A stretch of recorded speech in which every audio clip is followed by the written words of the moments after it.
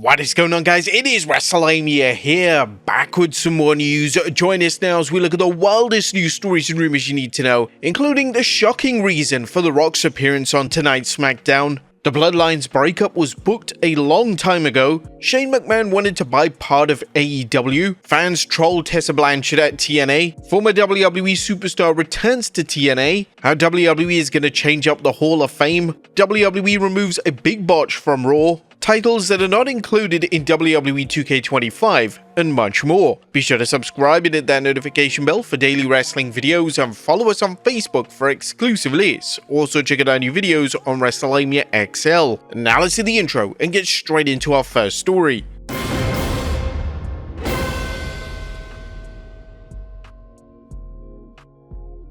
Our first story looks at the shocking reason for The Rock's appearance on tonight's SmackDown. Now is The Rock ready to change up the whole landscape of WrestleMania 41 by making a shocking appearance on tonight's SmackDown? WWE announced the legendary superstar was set for Friday's show, with Triple H telling the fans, "Strap in, when the final boss shows up at this time of the year, the audience knows absolutely anything is possible. Everything could change in an instant." Now, there's plenty of buzz about the final boss's appearance on tonight's Blue brand, especially after The Rock's comments on social media, comments that some fans construed as a hint that The Rock vs Roman Reigns is now finally gonna happen. The Rock mentioned on his Instagram, "The final boss is coming to handle business, deliver a big beautiful gift to the city of New Orleans, and fuck up a certain someone's life with the final boss gospel." And in tonight's SmackDown coming from New Orleans, the rumored site for WrestleMania 42, and tonight's show could see one of the biggest blockbuster announcements in recent memory. This includes Mania taking place in New Orleans, and The Rock calling out Roman Reigns to go one-on-one with the Great One. However, this is The Rock, right? Man who's made many teases before and it's led to absolutely nowhere. Right now, all The Rock has done is become WWE's PR machine, giving a quick hello to the fans, announcing WWE's blockbuster records, teasing a match with Roman Reigns that leads to absolutely nowhere, and then you never see him again. Now, while he could appear at WrestleMania 42, it's all but confirmed that he won't compete at this year's event. But as Triple H said, anything can happen in WWE and anything can change in an instant. However, a new report from Hollywood trade magazine Variety suggests Dwayne Johnson is currently attempting to make a huge project happen, and one that would arguably be his biggest film role yet. According to Variety, Martin Scorsese and Leonardo DiCaprio are attached to produce a new film based on the original idea of Dwayne Johnson and Emily Blunt. As we'll see, Scorsese and DiCaprio's interest means the film is more likely to be picked up, but Variety described the potential project and noted it hasn't been greenlit. The Hawaii setup crime caper, which is currently being shopped to studios and streamers, is drawing comparisons in the industry to The Departed and Goodfellas. Even in spirit, there are no deals in place, and the viability of the project depends on the distributor, according to multiple sources familiar with the package. But the untitled drama is said to be written by author and journalist Nick Bilton, who helmed the 2021 HBO documentary Fake Famous. A Deadline, which broke the story, described the pitch as "Imagine Robert De Niro's Jimmy the Gent character from Goodfellas, but it's a ruthless Hawaiian crime boss based on a real figure who battled encroaching rivals for control of organized crime in Hawaii." Now, as mentioned, there are no deals in place, but Deadline notes even though these principals are engaged in other projects, the town quickly sparked the pitch, and we hear multiple bids are either on the table or are fast mobilizing. This is poised to be a big one. While there are no guarantees in Hollywood, the buzz surrounding this makes it seem likely. However, if the film is greenlit, will The Rock be available for even WrestleMania 42 or any WWE event? This announcement could be big, as WrestleVotes just announced that SmackDown plans have been reworked following the announcement of The Rock's appearance. Rumblings that both Naomi vs Liv Morgan and the six-man tag featuring Cody, Priest, and Strowman vs Solo, Jacob, and Tama Tonga are off. Drew McIntyre vs Jimmy Uso is still scheduled to take place, so it looks like whatever The Rock has to say tonight, it's going to be a long one, taking off 2 matches off the show.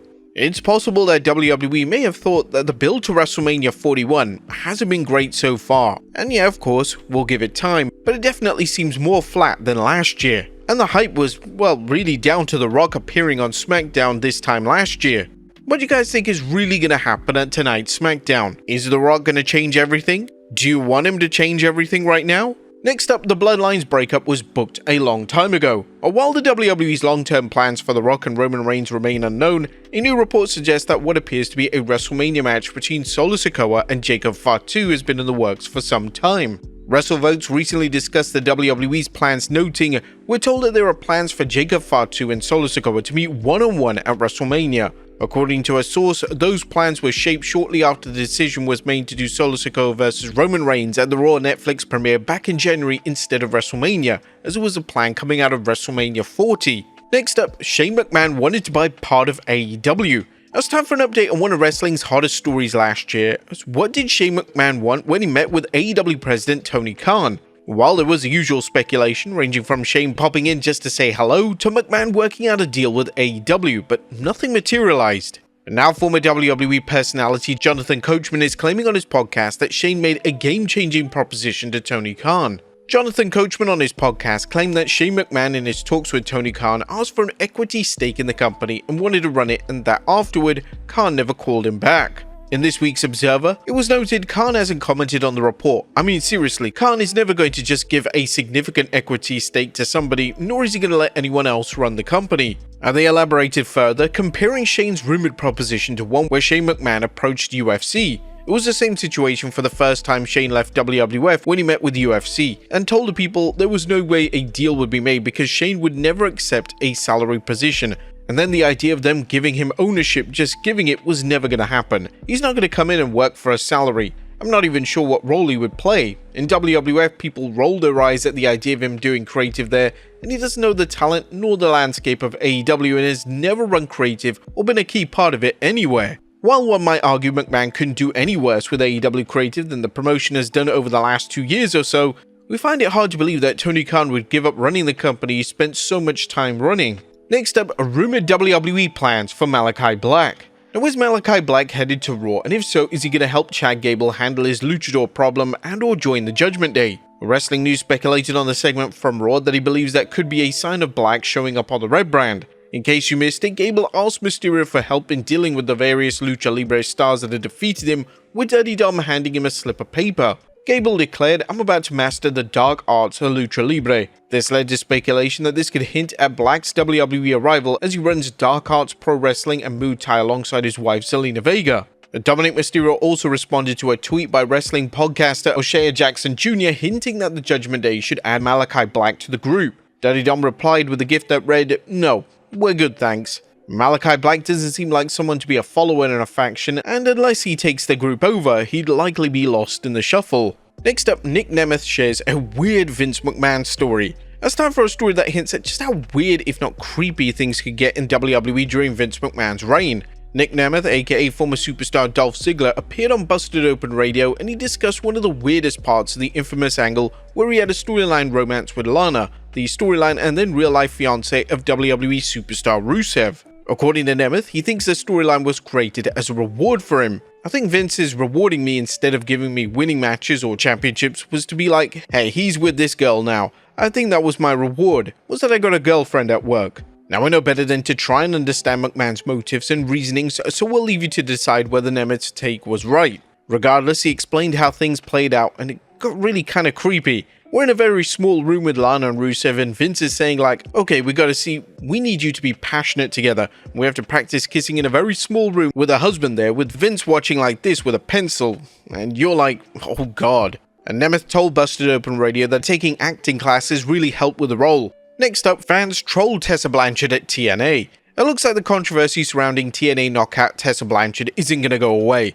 Blanchard, who's been accused of racist and bullying behavior behind the scenes, has been a polarizing figure in TNA since her return to the company. And fans really aren't holding back. This was seen on this week's edition of Impact, where fans chanted, "Tessa, we're coming for you," a not so subtle reference to Booker T's promo on Hulk Hogan at 97 Spring Stampede, where, well, you know what happened. Now it'll be interesting to see whether Blanchard continues getting heat from fans, and if so, how TNA handles things, especially with rumors that WWE is interested in bringing her in. While Blanchard would be a great addition to the WWE roster, it seems unlikely the promotion will want the baggage she's currently carrying. Next up, a former WWE superstar returns to TNA. Now, are you guys ready to walk with Elias, or should we say now Elijah, Former WWE superstar Elias appeared on this latest episode of TNA Impact, helping out popular star Joe Hendry against Epico and Primo Colon, as well as performing an impromptu concert alongside current TNA World Champion Joe Hendry.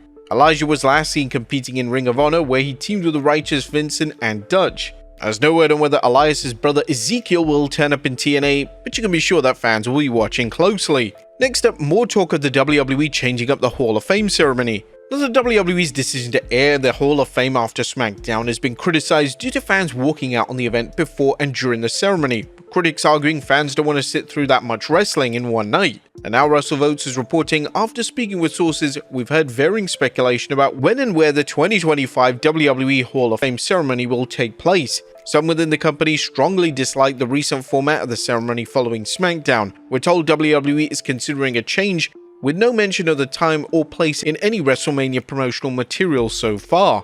Now, with Triple H entering the Hall this year as a singles performer as opposed to his past induction as a member of DX, it's likely higher-ups want the best presentation for the game's induction. Next up, these titles won't be in WWE 2K25. That's bad news for fans hoping to see the WWE Women's Intercontinental Championship or the Women's US Championship in the upcoming 2K25 game. As Fightful reported, WWE Women's Intercontinental and US Championships will not be in 2K25 on release. Now, at least there's some good news, as it could be added in DLC along the way. And finally, WWE removes a big botch from Raw. Last but not least, fans tuning in to replay this week's edition of Raw won't see a major miscue, as it's reportedly been removed. Inside the Ropes describe what happened during the live broadcast when Seth Rollins battled Finn Balor for a spot at next week's Men's Elimination Chamber. As Rollins covered Balor for the pin, Balor was late to kick out, forcing the referee to hesitate and stop his count despite Balor's shoulders still being on the mat.